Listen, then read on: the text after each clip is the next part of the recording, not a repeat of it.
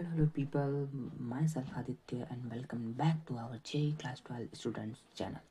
देखो, आज मैं अपने फिजिकल के प्रैक्टिकल के बारे में बताना चाहूँगा। जो मेरे साथ हुए हैं आज, मतलब एक्सपीरियंस ही बताना चाहूँगा। मैंने क्या पढ़ के गया था, क्या मैं से पूछा गया है और क्या नहीं पढ़ना चाहिए, अब क्या नहीं पढ़ना चाहिए ये भी बताना चाहूँगा मैं। और क्या डिफरेंस था केमिस्ट्री के प्रैक्टिकल से और आज फिजिकल के प्रैक्टिकल से, क्योंकि मैंने अपना प्रीवियस प्रीवियस वीडियो में ही मैंने बता दिया था अपने एक्सपीरियंस के बारे में केमिस्ट्री के, जो मेरे कल हुए थे, आज मेरे फिजिकल के थे। तो उसका मैं आपको एक्सपीरियंस बताना चाहूँगा।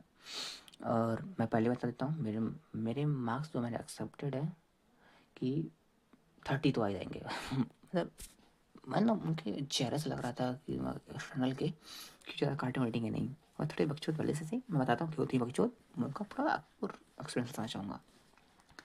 एज यूजल प्रीवियस डे की तरह, जैसे मैंने केमिस्ट्री का मेरा प्रैक्टिकल था, जो मैंने आपके उसके प्रीवियस वीडियो में बता चुका हूँ। हम लोग लेट हो चुके थे, जस्ट लाइक दैट।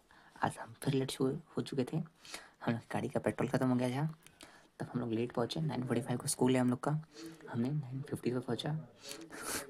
मतलब लेट, मतलब हम लोग 5 मिनट पहले निकले थे, तब जाके 5 मिनट लेट पहुँचे, समझ रहे हो? मतलब थोड़ा लेट निकलो तो समझो हम लोग कब पहुँचे होते हैं। पर टाइम इशू नहीं था, हम लोग को पता था प्रैक्टिकल है। पहले लोग मैसेज ग्रुप में आ चुका था कि आप लोग का सेकंड बैच में होगा। जैसे हम लोग बैच में डिवाइड करता है, रोल नंबर 1 से 30 तक काउंट करके एक बैच में होता है, उसके बाद बाकी का जो होता है सेकंड बैच में होता है। ऐसे काउंट करके हम लोग 5 बैच बने थे, ठीक। तो मेरा सेकंड बैच में था, मेरे को पता था। तो मेरे को पता था तो लेट होंगे तो कोई दिक्कत नहीं है, जस्ट लाइक दैट। तो हम लोग पहुँचे, मैंने कल बताया था, मेरे लोग पिटे थे। आज हम लोग फिर लेट पहुँचे, हम लोग फिर पिटा। फिर हम लोग क्लास में गए। क्लास में जाने के बाद 10 तक पहुँचता था, हम लोग क्लास में पहुँच गए थे, ठीक। मेरा सब पहले से कंप्लीट था, सब चेक वर्क था, तो हमें कोई टेंशन लेने की बात मेरे को थी नहीं। फिर उसके बाद जैसे ना, हम लोग को डर रहता था कि 9-10 बजे पहुंच रहे हैं, 1 घंटा में उनका ख़त्म हो जाएगा, कितना ही पूछेंगे। 11 बजे से हम लोग को स्टार्ट हो जाएगा। तो हम लोग जाते ही पढ़ने लगे। अपना सब लोग रिवाइज कर रहा है, सब अपना अपना बुक पढ़ रहा है, रामायण पढ़ रहा है, कोई अपना प्रोजेक्ट बना रहा है, कोई फोटो क्लिक पेस्ट कर रहा है, क्या क्या कर रहा है। हम लोग भी वैसे ही कर रहे थे। मैं तो अपना पढ़ रहा था भाई, मेरा सब कंप्लीट था, तो पहले से मेरा सब कंप्लीट था, ठीक। तो हमने गया, तो हम लोग बस अपना पढ़ ही रहे थे, 1 घंटे तक पढ़े। हम फिर देखें कि अभी तक हम लोग को बुलाया नहीं जा रहा है, तो हम लोग सोचने लगे, फिर इधर उधर जाके पूछ रहे हैं। मतलब उस समय क्लास खाली रहती है, तो पढ़ो ना पढ़ो तुम्हारे ऊपर डिपेंड करता है, क्योंकि किसी का प्रैक्टिकल चल रहा है, उसके बाद तुम्हारा टर्न आएगा। इसलिए तुम कुछ भी करो, उसमें उनको कोई मतलब होता ही नहीं है। हम लोग ऐसे ही घूम रहे हैं, हर क्लास में घूम रहे हैं। जो खाली टीचर है उनसे पूछ रहे हैं, सर हम लोग का कब होगा कब होगा। तो कह रहे होगा होगा, टाइम वेट करो। हम ऐसे ही घूम रहे हैं। अच्छा, मैं बता रहा हूँ, मतलब हम लोग का स्टार्ट हुआ, हम लोग का 1 ही बजे स्टार्ट हुआ, ठीक। मैं बताना चाहूँगा, 1 बजे हम लोग का स्टार्ट हुआ, ठीक। 1 बजे स्टार्ट हुआ, तो हम लोग को लाइन लगवाई गई। हम लोग को लाइन लगवाने के बाद हम लोग को स्कूल के ग्राउंड में लेकर गया गया। आज धूप थी तो अच्छा था, ठीक है। हम लोग ग्राउंड में गए, ग्राउंड में जाने के बाद सब ने लाइन से अपने अपने सिग्नेचर किए। मतलब कुछ मैं पॉइंट लिखा, बता देता हूँ। फर्स्टली हमने सिग्नेचर किया। सिग्नेचर करने के बाद जैसे ना कुछ एक्सरसाइज करनी रहती है या आसनास करने रहते हैं, उसके लिए हम लोग को वार्म अप करवाया गया।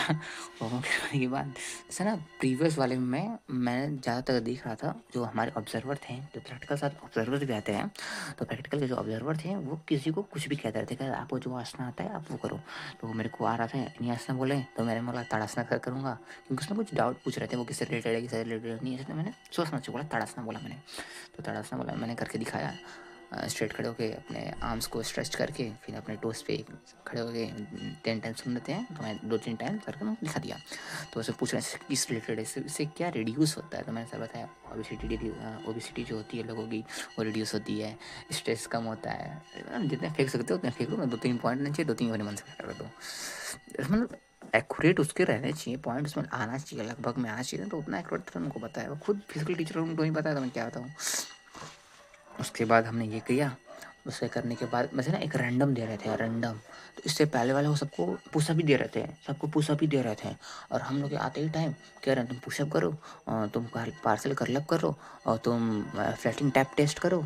ऐसे ही कर दे रहे हैं। मेरे फ्लैटिंग टैप टेस्ट आ गया था, अब मेरे को याद ही नहीं आ रहा था। फिर अचानक मेरे को आया, अच्छा ऐसा टैप करके ऐसा टैप करना। तो वैसा ऐसे कर रहा हूँ।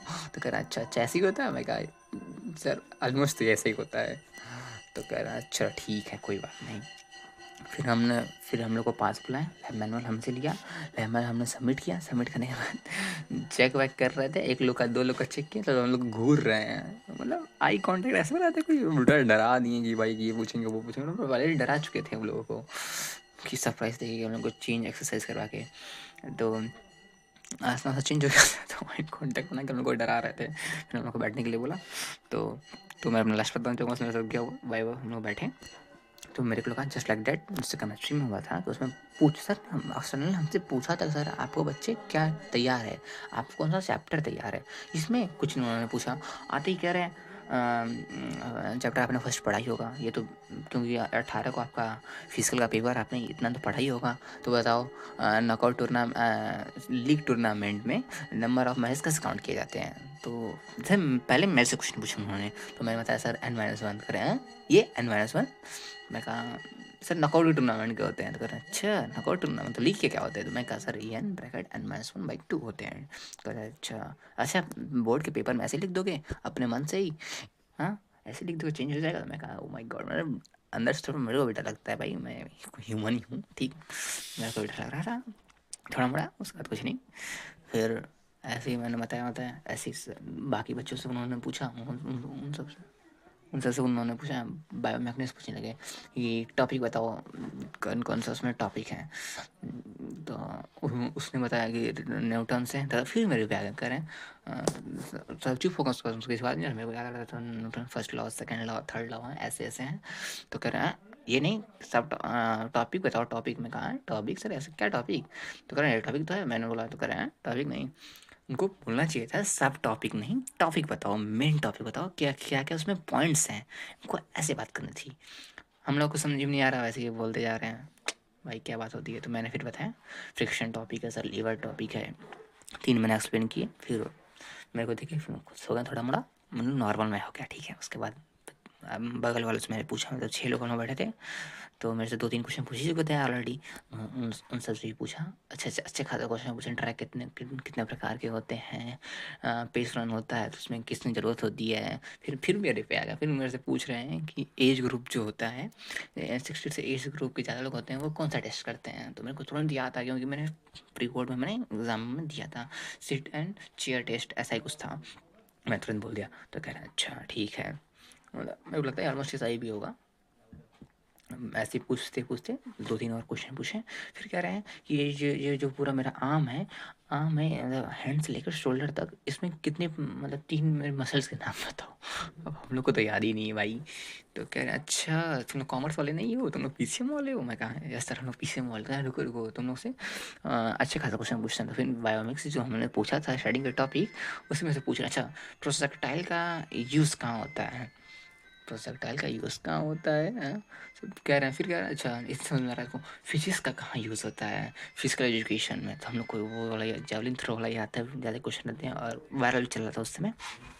इससे पहले जो वीडियो थे उसमें वायरल चल रहा था।